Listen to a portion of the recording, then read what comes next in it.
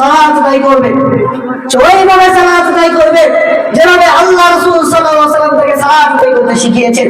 যেভাবে আল্লাহ রাসূল সাল্লাল্লাহু আলাইহি ওয়াসাল্লাম সালাত আদায় করেছে সেভাবেই তাকে সালাত আদায় করতে হবে।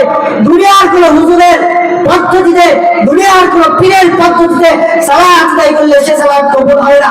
আল্লাহ রাসূল সাল্লাল্লাহু আলাইহি ওয়াসাল্লাম বলছেন, আল্লাহ রাসূল সাল্লাল্লাহু আলাইহি ওয়াসাল্লাম বলছেন বুখারী হাদিস, সাল্লু, তোমরা সালাত আদায় করো কামা রাআইতুমুনি উসাল্লি, যেভাবে তোমরা আমাকে সালাত আদায় করতে দেখছো। এটা আল্লাহ রাসূল সাল্লাল্লাহু আলাইহি ওয়াসাল্লামের কথা। সুতরাং আমরা বুঝতে পারলাম আল্লাহ রাসূল সাল্লাল্লাহু আলাইহি ওয়াসাল্লাম যেভাবে সালাত আদায় করেছে সেভাবেই আমাদেরকে সালাত আদায় করতে হবে।